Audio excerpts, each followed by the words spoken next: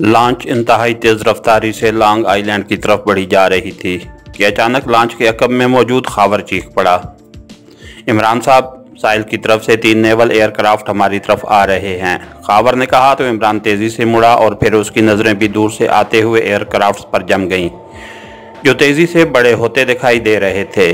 उनके नीचे वो मखसूस चप्पू-नुमा आले लगे हुए थे, जिनकी मदद से वो न सिर्फ समुद्र में उतर सकते थे बल्कि लॉन्च की तरह तैर भी सकते थे।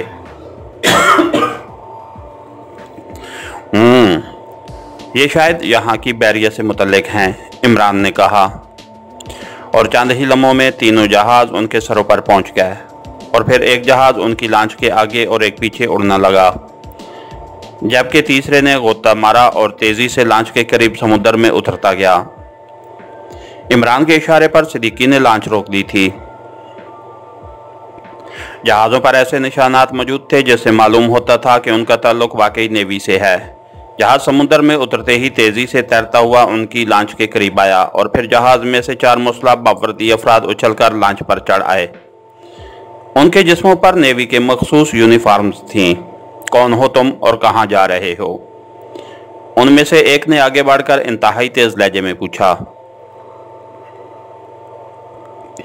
हम स्याह हैं और लॉन्ग आइलैंड जा रहे हैं, इमरान ने होंठ पिंचते हुए कहा। स्याह? सीधी तरह बोलो कि स्मगलर हो, चलो जहाज़ पर, वरना यहीं ढेर कर देंगे, उस आदमी ने इंतहाई करख्त लहजे में कहा। उसके बाकी 3 साथी लॉन्च में असला लिए बड़े चौंकने अंदाज में खड़े थे। हम तो तुम्हारे साथ चले जाएंगे, लेकिन हमारी लॉन्च, इमरान ने होंठ चबाते हुए कहा। हमारा आदमी लॉन्च ले आएगा, फिक्र मत करो। अगर हेडक्वार्टर में इंक्वायरी के बाद तुम बेगुनाह साबित हुए तो तुम्हें छोड़ दिया जाएगा, उस आदमी ने सख्त लहजे में कहा। कितनी देर लगेगी इंक्वायरी में? इमरान ने कहा। बकवास मत करो, वरना अभी यहीं लॉन्च समेत समुद्र की तह में पहुंच जाओगे, उस ऑफिसर ने दांत पीसते हुए कहा। सुनो मिस्टर ऑफिसर, तुम हमारे कागजात चेक कर लो, लॉन्च की भी तलाशी ले लो, और अगर तुम्हारी तसल्ली हो जाए तो वापस चले जाओ। हमारे पास इतना वक्त नहीं है कि तुम्हारे साथ आने जाने में ज़ाया करें। इमरान का लहजा यकलख्त इंतहाई खुश्क हो गया। दोनों जहाज़ अब ऊपर फिजा में चक्कर काट रहे थे, जबकि समुद्र में उतरा हुआ जहाज़ लॉन्च के बिल्कुल साथ खड़ा था। उसमें सिर्फ पायलट बैठा हुआ नजर आ रहा था। नहीं, तुम्हें हमारे साथ चलना होगा, चलो जल्दी करो। मैं अपना हुक्म दोहराने का आदी नहीं हूँ, ऑफिसर ने और ज़्यादा करख्त लहजे में कहा। ओके, तुम्हारी मर्जी।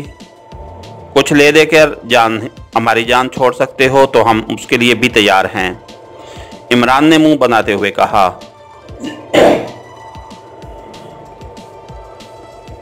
क्या दे सकते हो? ऑफिसर ने ज़हरखुंद लहजे में कहा।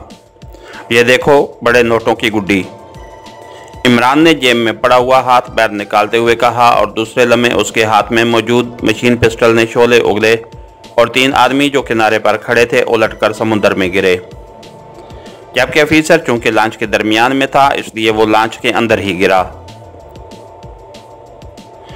इमरान ने इन चारों को गिराते ही हाथ ऊंचा किया और फिर मशीन पिस्टल की गोलियों ने जहाज़ की खिड़की से झांकते हुए पायलट की खोपड़ी को टुकड़ों में तब्दील कर दिया। ऊपर वाले दोनों जहाज़ चक्कर काटते हुए ज़रा फासले पर जा चुके थे। इमरान बिजली की सी तेज़ी से एक थैले की तरफ लपका और फिर उससे पहले कि जहाज़ रुख बदलते वो एक मिसाइल गन निकाल चुका था। फिजा में 2 खौफनाक धमाके हुए और उनकी लॉन्च की तरफ बढ़ते हुए दोनों जहाज़ खौफनाक धमाके से फिजा में ही फट गए। फिजा में फटते ही उनके टुकड़े समुद्र में गिरे। इमरान ने तीसरा मिसाइल साथ वाले जहाज़ पर मारा और उसके भी पुर्जे बिखर गए। चलो लॉन्च चलाओ, इमरान ने होंठ चबाते हुए सिद्दीकी से कहा और ख़ुद तेज़ी से उस ऑफिसर की तरफ बढ़ गया जिसकी नाव के नीचे से खून फुआरे की तरह बह रहा था। इमरान ने करीब पहुंचकर पूरी कुव्वत से उसके सीने पर लात मारी और वो ऑफिसर चीख मारकर तड़पा और फिर बुरी तरह कराहने लगा। तुम्हें किसने हमारे ताक़ुब में भेजा था, जल्दी बताओ। अगर तुमने सच बोला तो मैं अभी तुम्हें जिंदा बचा सकता हूँ, इमरान ने तेज लहजे में कहा। मालकम ने, उसने हमें $50,000 दिए थे। काश उसने ये न कहा होता कि तुम्हें जिंदा वापस ले आना है, उस अफीसर ने कराते हुए जवाब दिया। जोलिया, मेडिकल बॉक्स लाओ, नीचे से जल्दी करो, इमरान ने चीख कर कहा और जोलिया बेतहाशा दौड़ पड़ी। चंद लम्हों बाद उसने नीचे से मेडिकल बॉक्स लाकर इमरान के साथ रख दिया। इमरान के हाथ तेजी से चलने लगे। उसने पहले उस अफीसर को, जो अब तकरीबन नीम बेहोश सा हो चुका था, एक के बाद दीगरे वो 2 इंजेक्शन लगाए तो अफीसर का जर्द होता हुआ चेहरा बहाल होने लगा। इमरान ने उसे एक और इंजेक्शन लगा दिया। उस इंजेक्शन के लगते ही उसके जख्मों से खून बहना रुक गया। देखो, तुम मर रहे थे, मैंने तुम्हें बचा लिया, लेकिन अभी तुम्हारे पेट में 4 गोलियां मौजूद हैं। अगर तुम सारी तफसील बता दो तो मैं ये गोलियां भी निकाल सकता हूँ, वरना थोड़ी देर बाद उनका जहर तुम्हारे जिस्म में फैल जाएगा और फिर दुनिया की कोई ताकत तुम्हें न बचा सकेगी, इमरान ने तेज लहजे में कहा। ओह, मुझे बचा लो प्लीज़, मुझे बचा लो, अफीसर ने रोने वाले लहजे में कहा। जल्दी बोलो, क्या नाम है तुम्हारा, इमरान ने पूछा। मेरा नाम फ्रेड है, मैं नेवी में ऑपरेशन सब कमांडर हूँ। मालकम मेरा दोस्त है, वो टापू जजीरे का सबसे दौलतमंद स्मगलर है। उसने मुझे कहा कि उसके दुश्मन स्मगलर एक DX लॉन्च में लॉन्ग आइलैंड जा रहे हैं। अगर मैं उन्हें जिंदा पकड़कर वापस ले आऊं और उसके हवाले कर दूं तो वो मुझे $5 लाख देगा, और उसने $1 लाख मुझे पेशगी दे दिए। क्योंकि इसमें कोई हर्ज न था, स्मगलरों को पकड़ना मेरी ड्यूटी में शामिल है, क्योंकि लॉन्चों में हम तुम तक ना पहुंच सकते थे, और मालकम ने बताया था कि तुम DX लॉन्च में जा रहे हो।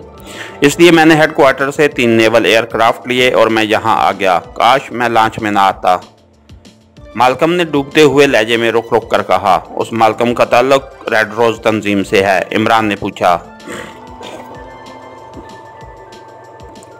मुझे नहीं मालूम, बस इतना मालूम है कि वो इंतहाई दौलतमंद स्मगलर है, लेकिन वो समुंदर की बजाय हवाई जहाज़ों से स्मगलिंग करता है, शराब की स्मगलिंग, इसलिए मेरी उससे दोस्ती है, मालकम ने जवाब दिया।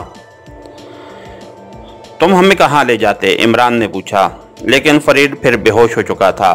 इमरान एक तवील सांस लेता हुआ खड़ा हो गया। इसका ऑपरेशन कर दो, अभी जिंदा है, जोलिया ने कहा। नहीं, 4 से भी ज़्यादा गोलियां अंदर हैं, बस इतना भी जिंदा रह गया है, यही बहुत है, इमरान ने मुंह बनाते हुए कहा, और उसी लम्हे फरीद का जिस्म एक लम्हे के लिए तड़पा और फिर साकित हो गया। उसकी गर्दन ढलक गई थी। इमरान ने झुककर उसके लिबास की तलाशी लेनी शुरू कर दी, लेकिन उसके लिबास में कोई ख़ास चीज़ मौजूद न थी। इमरान ने उसे दोनों हाथों पर उठाया और समुद्र में उछाल दिया। उनकी लांच इन तबाहशुदा जहाज़ों से काफ़ी दूर निकल आई थी। यह मालकम यकीनन लीसाक का आदमी होगा। उसे जोसेफ की मौत की खबर मिल गई होगी तो उसने मालकम को पीछे लगा दिया। बहरहाल अच्छा हुआ हम वक्त से निकल आए थे, वरना खामखा उलझ जाते, इमरान ने सर हिलाते हुए कहा। लेकिन अगर हम इस नेवल एयरक्राफ्ट पर कब्जा कर लेते तो मेरे ख्याल में हम आसानी से जजीरा टार्जन पहुंच सकते थे। इस तरह वो नरकलों के जंगल वगैरह का चक्कर भी न पड़ता, जोलिया ने कहा। अगर ऐसी बात होती जोलिया, तो मैं लॉन्च की बजाय कोई हेलीकॉप्टर भी खरीद सकता था। यहाँ हर चीज़ कीमत देने से मिल जाती है, लेकिन इस तरह हम एक तो बैरियर के राडार पर चेक हो जाते और दूसरा हमें नीचे से आसानी से निशाना बनाया जा सकता था। और ये नेवल एयरक्राफ्ट भी लेकर हम चलते तो यही तमाशा होता कि हमें नेवल के जंगी जहाज़ों ने घेर लेना था। अब वो तफ्तीश करते फिरेंगे कि किसने उन्हें तबाह किया है और कैसे, इमरान ने जवाब दिया और जोलिया ने सर हिला दिया। इमरान साहब, जजीरा नजर आने लग गया है, यकलख्त सिद्दीकी ने कहा, और इमरान चौंक कर उठा और सिद्दीकी की तरफ बढ़ गया। दूर से नजर आने वाला जजीरा तेजी से बड़ा होता जा रहा था। ये लॉन्ग आइलैंड था। हमने इसके शुमाल मशरक में रांचन जजीरे की तरफ जाना है, लेकिन शुमाल मशरक में जाने के लिए हमें लाजमन इस जजीरे को क्रॉस करना पड़ेगा, इमरान ने बुड़बुड़ाते हुए कहा। हम लंबा चक्कर काट कर भी तो जा सकते हैं, सिद्दीकी ने कहा। नहीं, ये लोग स्मगलर हैं और उन्होंने दूर दूर तक निगरानी का जाल बिछा रखा होगा, इसलिए हमें लाजमन चेक कर लिया गया होगा। उस एस्टर से निपटे बगैर हम आगे नहीं बढ़ सकते, इमरान ने जवाब दिया, और दूसरे लम्हे वो ये देखकर चौंक पड़े कि नज़दीक आते हुए जजीरे से 2 लांचें तेज़ी से उनकी तरफ आने लगीं। सब लोग अब मोहतात रहें, हम किसी भी वक्त एक्शन में आ सकते हैं, लेकिन इशारे के बगैर कोई हरकत में ना आए, इमरान ने तेज लहजे में कहा। और सिद्दीकी खावर और जोलिया तीनों ने सर हिला दिया। थोड़ी देर बाद लांचें उनकी लांच की दोनों साइडों पर पहुंच गई। हर लांच में 4-4 मुस्लिम अफराद मौजूद थे। कौन हो तुम? दाएं तरफ वाली लांच पर खड़े एक देवकामत आदमी ने चीख कर कहा। हम ईस्टर के मेहमान हैं, इमरान ने ऊंची आवाज में जवाब देते हुए कहा। बकवास मत करो, सीधी तरह बताओ तुम कौन हो, वरना एक लम्हे में ढेर कर देंगे, उसी आदमी ने जवाब दिया। सुनो, ज्यादा बक करने की जरूरत नहीं है, हम दोस्त हैं, दुश्मन नहीं, वरना तुम्हारी ये लांचें यहाँ पहुँचने से पहले ही तुम समेत समुद्र की तह में पहुँच चुकी होती, इमरान ने घुराते हुए कहा। उसका लहजा ऐसा था कि वो देवकामत आदमी फौरी तौर पर कुछ न कह सका। ठीक है, आओ मेरे साथ, उस देवकामत आदमी ने कहा और इमरान ने सिद्दीकी को लांच की रफ्तार तेज करने के लिए कहा। बाकी दोनों लांचें भी उनके साथ साथ जजीरे की तरफ बढ़ने लगी और थोड़ी देर बाद वो जजीरे पर पहुंच गई। ईस्टर को यहीं बुलाओ, उसे कहो कि तुम्हारे चचा बूढ़े टेल्सन ने तुम्हारे लिए दुनिया का सबसे कीमती तोहफा भेजा है, इमरान ने साहिल पर पहुंचते ही उसी देवकामत से कहा। वो यहाँ नहीं आ सकता, तुम्हें उस तक जाना होगा, देवकामत ने होंठ चबाते हुए कहा। मैं कह रहा हूँ उसे बुला लाओ, मुझे जल्दी है, मेरे पास इतना वक्त नहीं है कि ज़ाया करूँ, इमरान ने दोबारा उसी तरह घुराते हुए कहा। और फिर इससे पहले कि वो देवकामत कोई जवाब देता, अचानक ऊपर से एक आदमी चीख पड़ा, बॉस आ रहा है। और देवकामत के साथ साथ इमरान भी उसकी बात सुनकर चौंक पड़ा। और फिर चंद लम्हों बाद जजीरे की चट्टान पर एक लंबे कद का आदमी नजर आया। उसने सुर्ख रंग का चुस्त लिबास पहना हुआ था, पेशानी पर भी सुर्ख रंग की पट्टी बंधी हुई थी और उसने कमर में ऐसी बेल्ट पहन रखी थी जिन पर हीरे जड़े हुए थे। कौन है ये रॉबर्ट, और तुम इन्हें यहाँ क्यों ले आए हो? वहीं ख़त्म कर देना था, उसने आते ही चीख कर कहा। तुम्हारा नाम ईस्टर है, इमरान ने ऊंची आवाज़ में कहा। हाँ, मेरा नाम मास्टर ईस्टर है। कौन हो तुम? ईस्टर ने चौंक कर इमरान की तरफ देखते हुए कहा। सुनो, तुम्हारे चचा टेल्सन ने तुम्हारे लिए एक तोहफा भेजा है, इमरान ने कहा।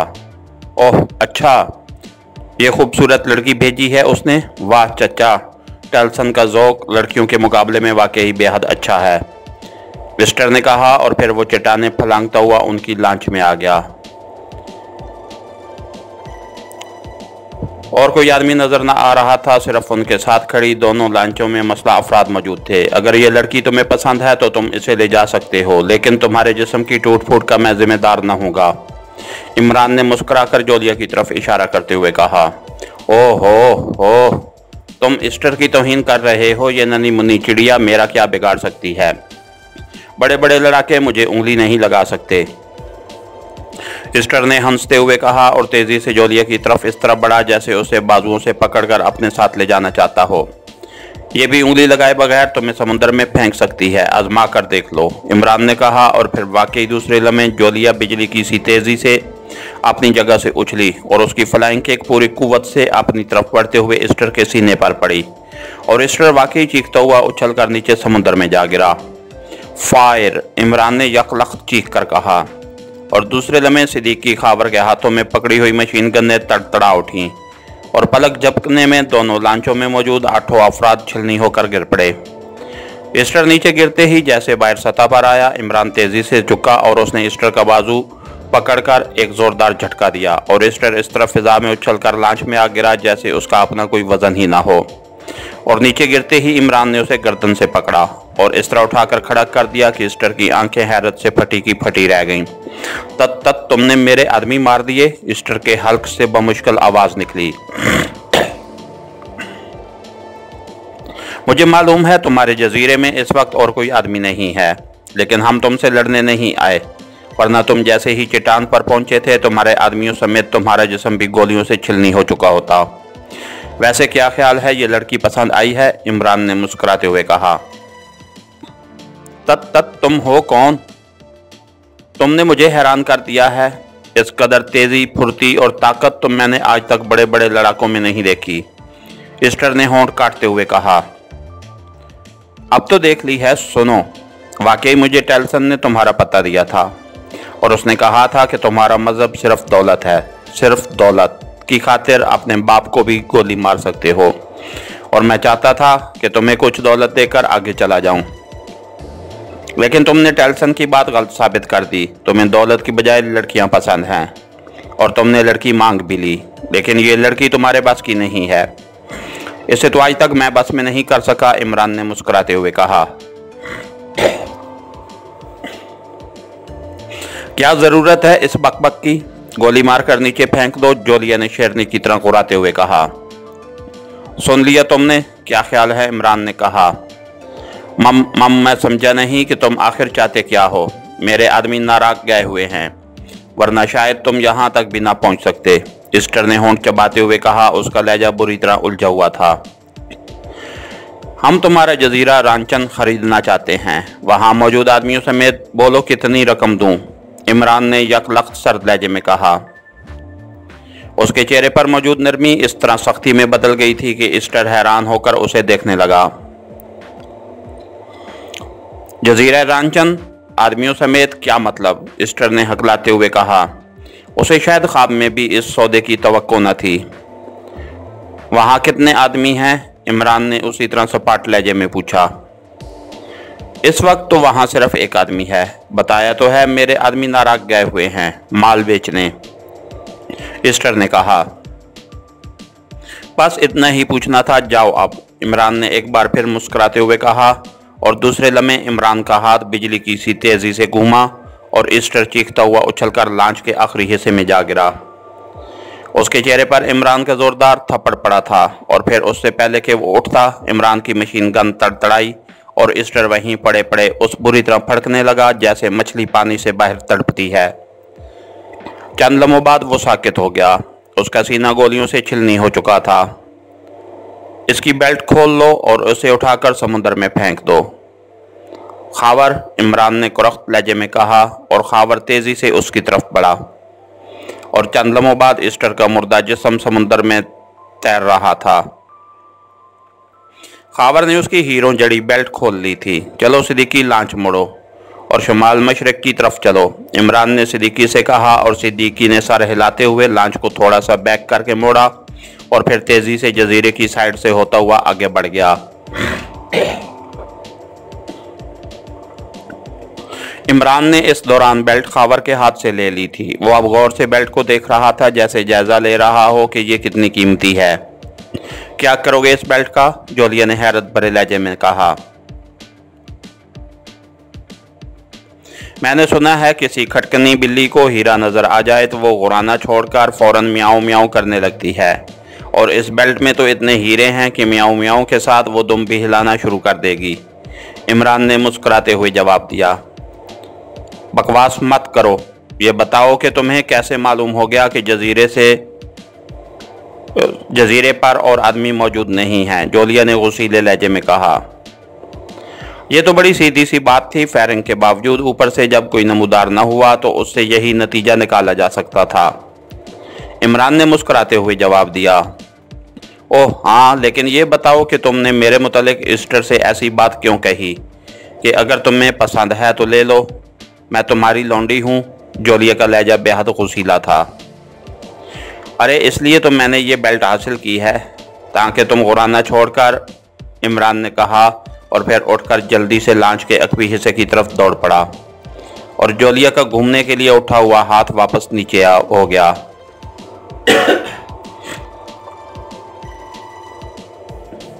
मैं लानत भेजती हूँ ऐसी बेल्ट पर, जोलिया ने कहा, और बेंच पर पड़ी हुई बेल्ट उठाकर उसने समुद्र में फेंक दी। इमरान दौड़ते वक्त बेल्ट वहीं बेंच पर ही छोड़ गया था। अरे अरे, ये क्या कर दिया? ये तो मैंने उस लिए ली थी कि अपनी होने वाली दुल्हन को मुंह दिखाई के तौर पर दूंगा। बुजुर्ग कहते हैं कि पट्टा डाल कर रखना चाहिए, इमरान ने मुंह बसोरते हुए कहा, और जोलिया बेख्तियार हंस पड़ी। अभी तुम्हारी होने वाली दुल्हन की दादी भी पैदा नहीं हुई, इसलिए कहा तक संभालते फिरते इसे जोलिया ने हंसते हुए कहा और इस बार उसकी बात पर सिद्दीकी और खावर दोनों ही कहका मारकर हंस पड़े। दादी भी पैदा नहीं हुई, ओह कमाल है, यानी दादी और माँ के बगैर ही तौबा तौबा, वाकई कुर्ब क़यामत की निशानियाँ हैं। इमरान ने हैरत से आंखें कानों तक फैलाते हुए कहा और एक बार फिर लांच कैकों से गूंज उठी। इसके साथ ही हमारी आज की एपिसोड का इख्तिताम हुआ। कहानीगर चैनल को लाइक कीजिए, सब्सक्राइब कीजिए और बेल आइकन को प्रेस कर दीजिए ताकि हर आने वाली नई वीडियो आप तक बर वक्त पहुँच सके। इसके साथ ही आज की वीडियो का इख्तिताम और मज़ीद वीडियो के लिए इंशाअल्लाह मिलते हैं नेक्स्ट वीक। अल्लाह हाफिज़।